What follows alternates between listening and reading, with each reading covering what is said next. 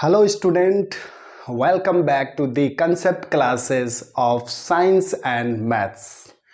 Today we are going to start new chapter of class 8th science, chapter number 2. What is the chapter number 2 name? Okay, the chapter number 2's name is microorganism, friend and foe. Okay student, so first of all we will talk about microorganism. जी हाँ, micro organism होता क्या है, पहले ये चीज समझना बहुत जरूरी है। ठीक है, तो चलिए माइक्रो ऑर्गेनिज्म को समझते हैं कि ये क्या है।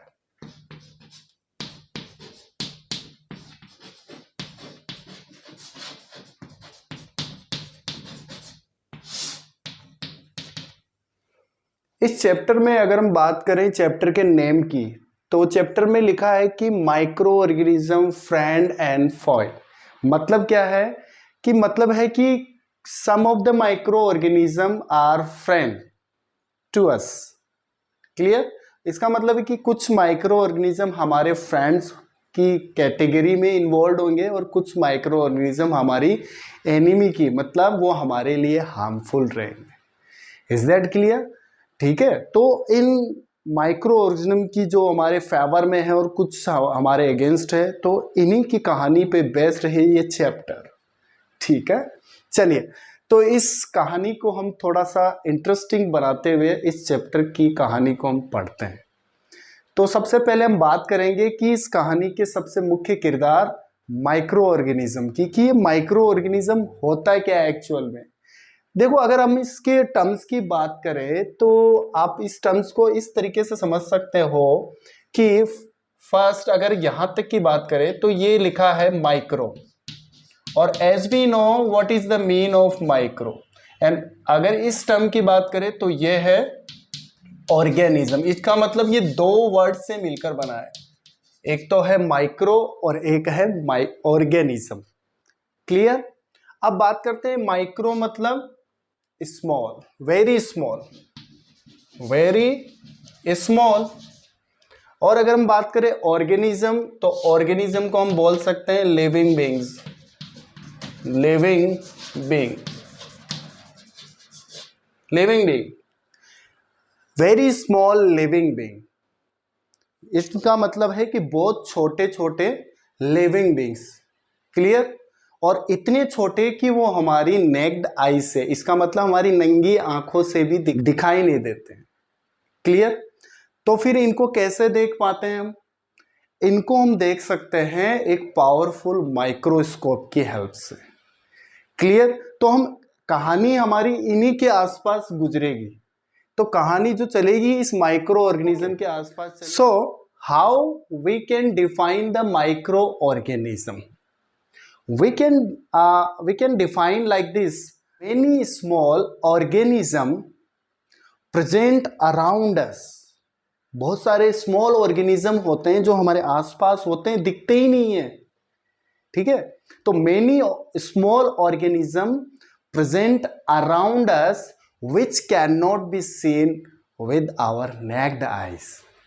clear? so they cannot be seen,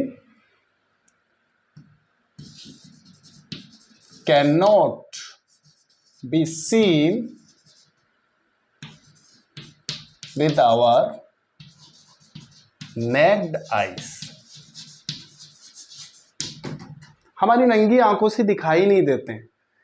clear? तो ऐसे जो ऑर्गेनिज्म होते हैं उनको हम बोलते हैं माइक्रो ऑर्गेनिज्म। तो यहाँ की इसकी जो टर्म्स है वो आपको, आई होप कि ये वो आपको समझ में आई होगी। क्लियर? चलिए, इसका मतलब है कि नेक्ड आई से हमें ये दिखाई नहीं देंगे। अगर हम इसके नेक्स्ट पॉइंट की बात करें तो ये जो माइक्रो ऑर्गेनिज्म होते हैं ये यूनिसेलुलर भी होते हैं और मल्टी सेलुलर भी हो सकते हैं, दोनों में से कोई भी हो सकता है। ठीक है, इसका मतलब है कि ये यूनिसेलुलर और मल्टी सेलुलर दोनों टाइप के हो सकते हैं। अब बात करते हैं कि यूनिसेलुलर और मल्टी सेलुलर मतलब unicellular means a microorganism made up of only the one cell. इसका मतलब कि ऐसा माइक्रो ऑर्गेनिज्म जो वन सेल हो, एक ही सेल का बना हुआ हो, और एक ऐसा माइक्रो ऑर्गेनिज्म जो बहुत सारी सेल्स का बना हो। ठीक है, तो जो 2 और मोर सेल्स के बने जो ऑर्गेनिज्म होते हैं उनको हम बोलते हैं मल्टी सेलुलर ऑर्गेनिज्म, और जो सिंगल सेल मेड ऑर्गेनिज्म होते हैं उनको हम बोलते हैं unicellular organism. Clear to you? Okay, अगर हम इसके अगले पॉइंट की बात करें तो माइक्रो ऑर्गेनिज्म के हैबिटेट्स की बात करें, लिव अलोन, एक तो वो अकेले रहना पसंद भी करते हैं, और कुछ माइक्रो ऑर्गेनिज्म ग्रुप में रहना पसंद करते हैं। इसका मतलब हम बोल सकते हैं कि they live alone, some of the microorganisms live in colonies,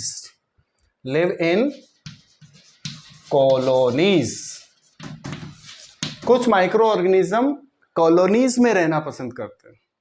तो इनके हैबिट्स की बात करें तो अलोन और कॉलोनीज दोनों ही टाइप के हैबिट्स इनके अंदर होती है। चलिए, ये तो कुछ पॉइंट्स हुए माइक्रो ऑर्गेनिज्म के बारे में। आई होप कि यहाँ तक आपको समझ में आ गया होगा। हमने बात की है कि माइक्रो ऑर्गेनिज्म 2 वर्ड से मिलकर बना है, एक तो माइक्रो और एक organism.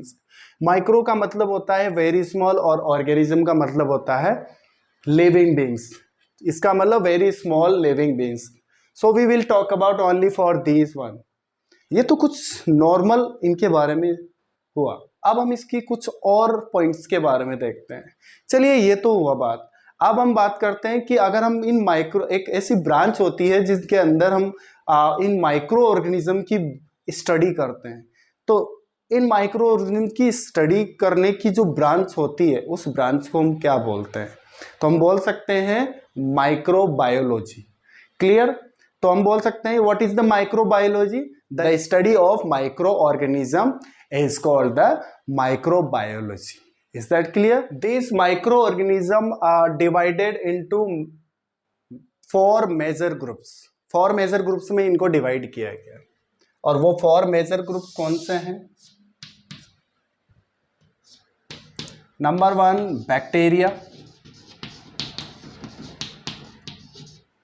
Bacteria, micro organism. Clear? Number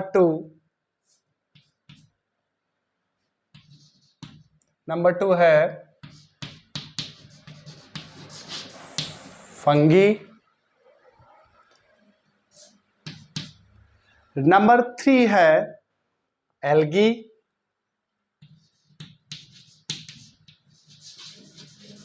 and number 4 है प्रोटोजोआ।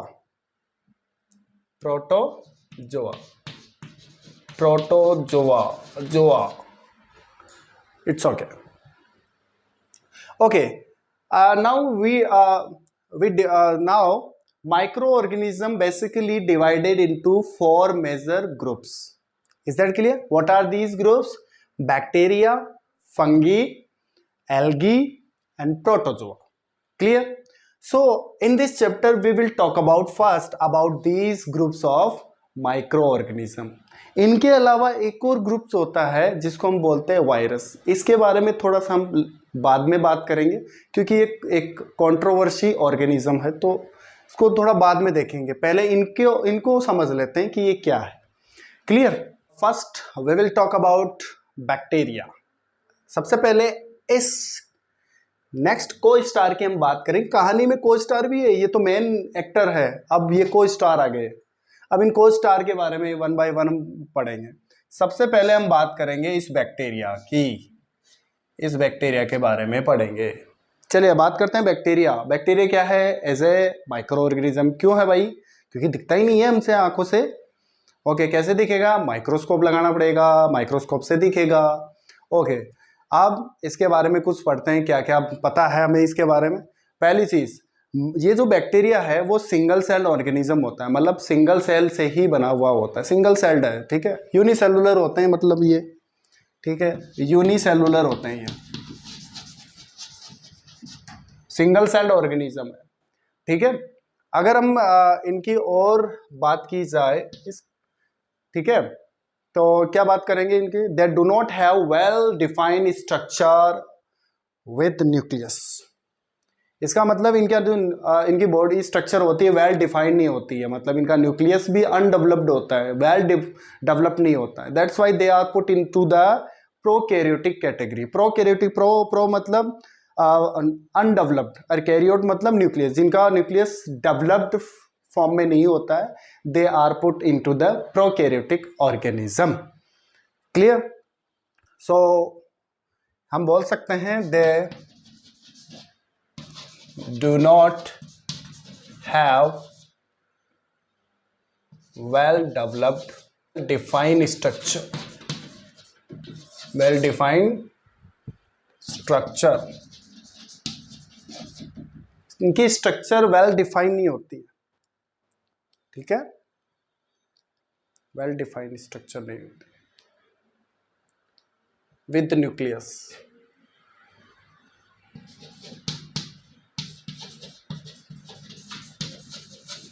न्यूक्लियस वेल डिफाइंड नहीं होती इनकी स्ट्रक्चर, ठीक है।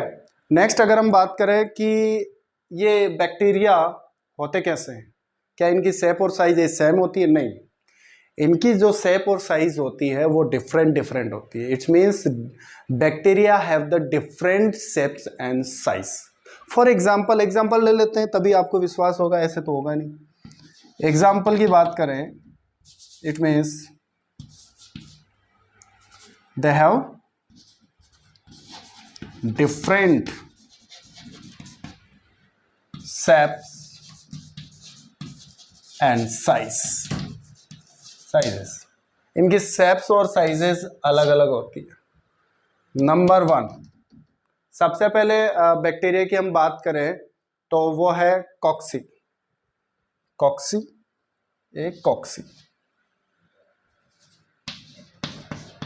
कॉक्सी बैक्टीरिया। ये जो बैक्टीरिया है इसकी जो शेप होती है वो होती है स्पेरिकल शेप। कैसी शेप होती है? Spherical shape. Clear?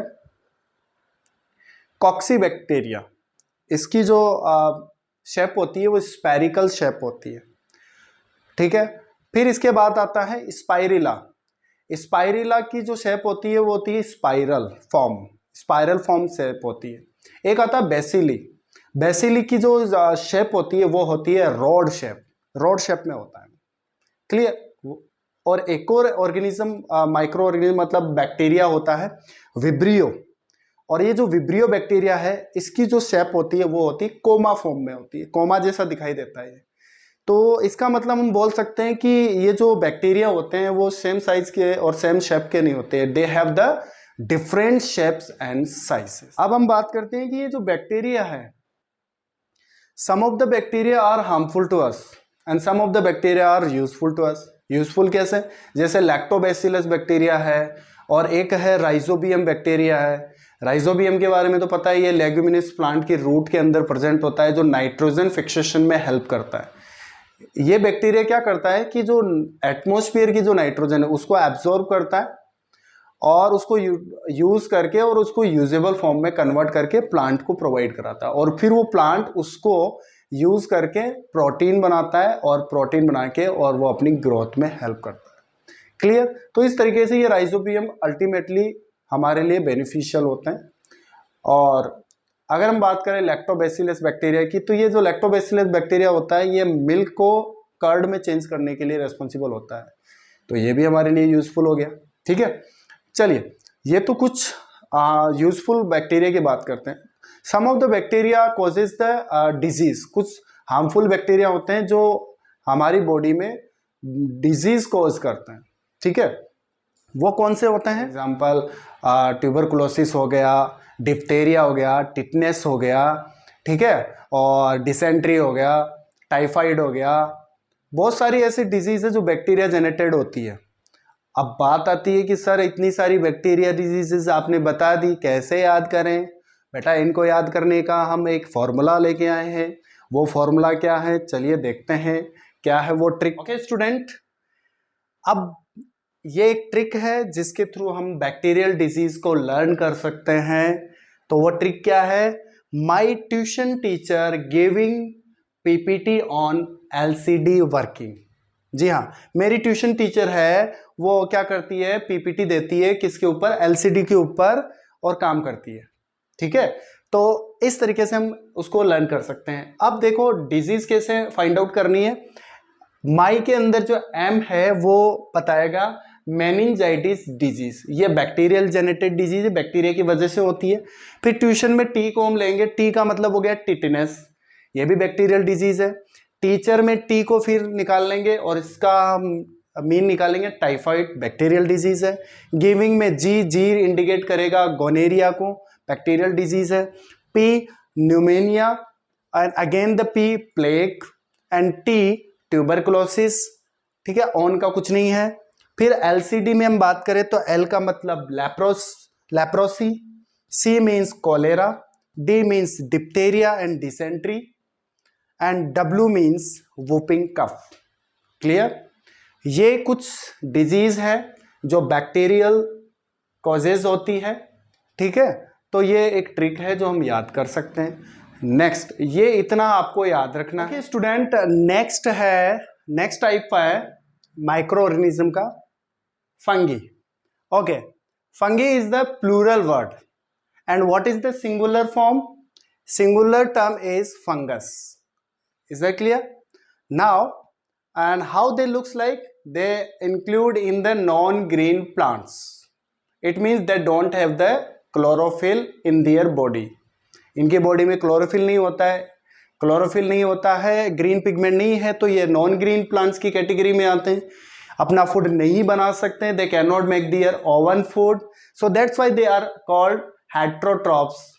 Clear? Heterotrophs. And how they get their nutrition? They get their nutrition from the dead and decaying organic matter.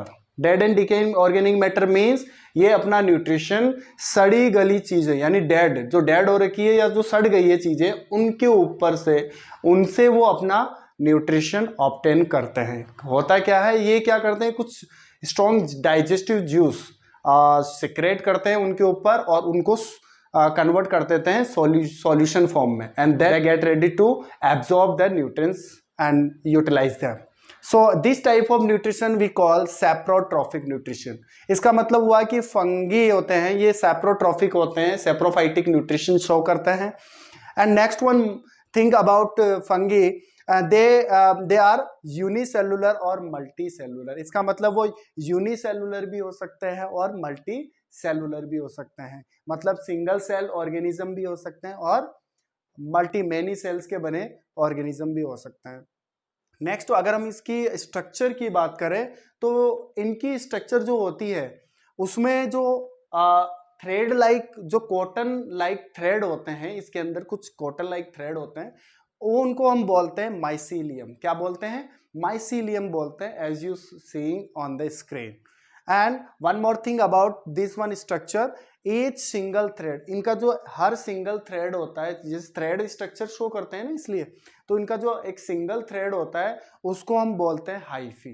क्या बोलते हैं उसको? हाइफी बोलते हैं। क्लियर? ये बात हुई फंगाई की। अब हम बात करेंगे next more things about, for example जैसे rhizopus, this is called the bread mould, aspergillus, penicillin and mushroom, yeast, these are the examples of fungi. Clear? And useful अगर हम फंगस की बात करें तो जैसे यीस्ट और पेनिसिलिन, ये हमारे लिए यूजफुल फंगस है।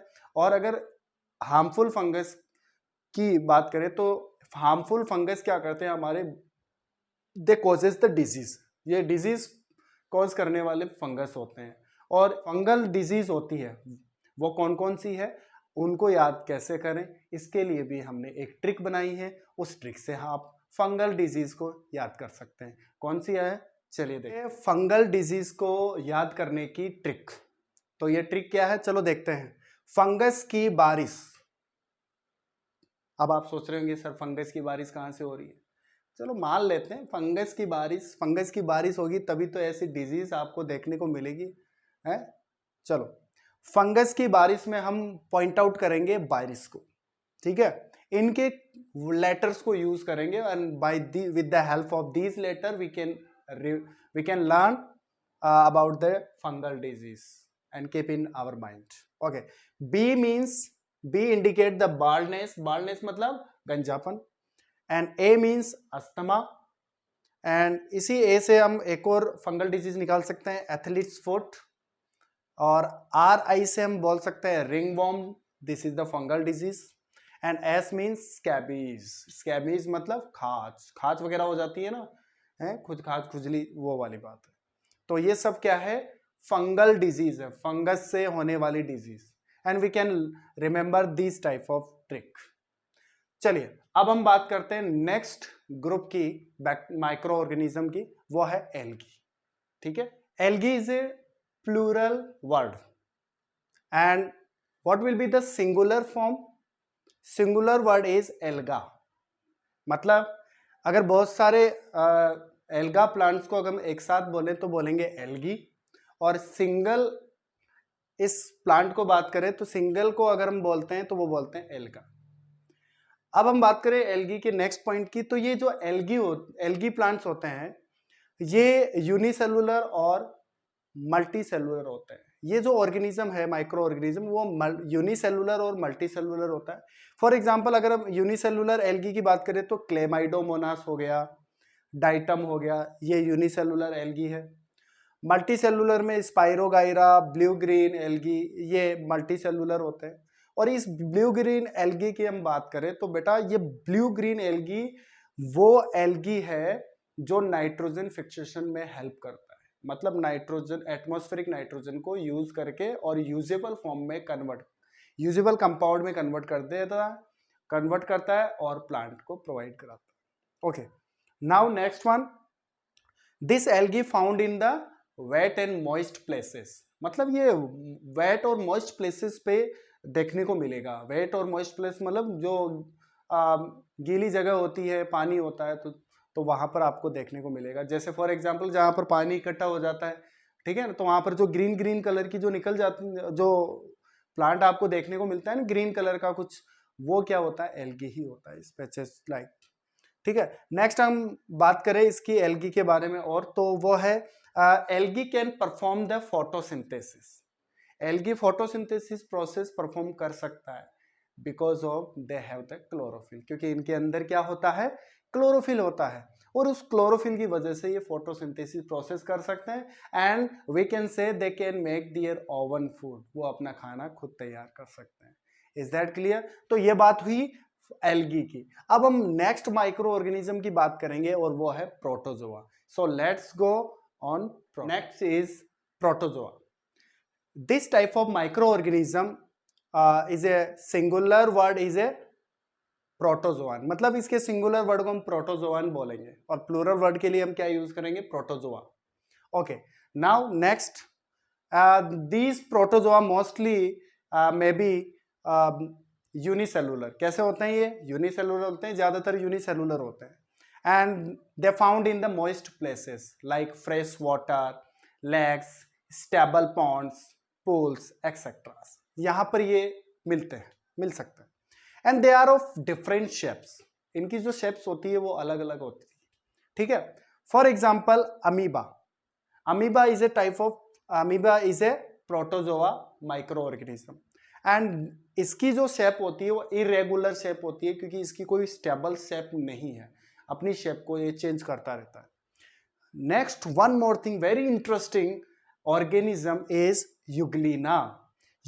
इसके बारे में अगर हम बात करें तो इसके बारे में कुछ एक इंपॉर्टेंट और एक इंटरेस्टिंग पॉइंट आता है, और वो पॉइंट क्या है, ये एकमात्र एनिमल है पूरे वर्ल्ड में जिसके अंदर क्लोरोफिल प्रेजेंट होता है। इसका मतलब this animal Euglena can perform the photosynthesis, यही एक एनिमल है जो फोटोसिंथेसिस परफॉर्म कर सकता है। So this one Euglena have a spindle shape. कैसी शेप का होता है ये, स्पिंडल शेप का होता है। और अगर हम नेक्स्ट प्रोटोजोआ माइक्रो ऑर्गेनिज्म की बात करें तो पैरामीशियम स्लीपर शेप्ड होता है, प्लाज्मोडियम, ठीक है, this one another type of protozoa. तो this is the information about the protozoa. Clear to you? I hope यहाँ तक आपको क्लियर हो गया होगा। तो ये कुछ मेजर 4 टाइप्स थे जो माइक्रो ऑर्गेनिज्म को हम क्लासिफाई करते हैं। अब इस प्रोटोजोआ से होने वाली डिजीज यानी प्रोटोजोआन डिजीज कौन कौन सी है and how we can keep in our mind, कैसे हम इनको माइंड में लर्न करके रख सकते हैं। तो चलिए प्रोटोजोआन से डिजीज को याद करने की। Okay student, this one the trick of protozoan disease, how we can keep in our mind, कैसे हम इसको माइंड में रख सकते हैं। So this is a trick, DMPKS, मतलब हमारे एक DM है Praveen Kumar Sharma ji. Okay, so D means diarrhoea, it is a protozoan disease. M means malaria, P means pyorrhoea, K means kala azar and S means sleeping sickness, मतलब उसको पूरे दिन भर नींद ही आती रहेगी।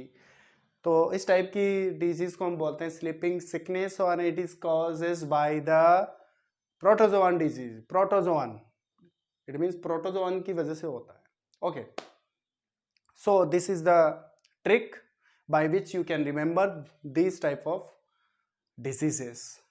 So let's go on next topic is virus, very most interesting topic. But इस virus topic की बात हम करेंगे अपने अगले वीडियो में, तो हमारे अगले वीडियो का वेट कीजिए और वायरस के बारे में हम और यूजफुल कंटेंट लेकर आएंगे और ये वायरस होता क्या है, किस तरीके से ये हमारे लिए हार्मफुल है और ये कंट्रोवर्सी सब्जेक्ट क्यों है।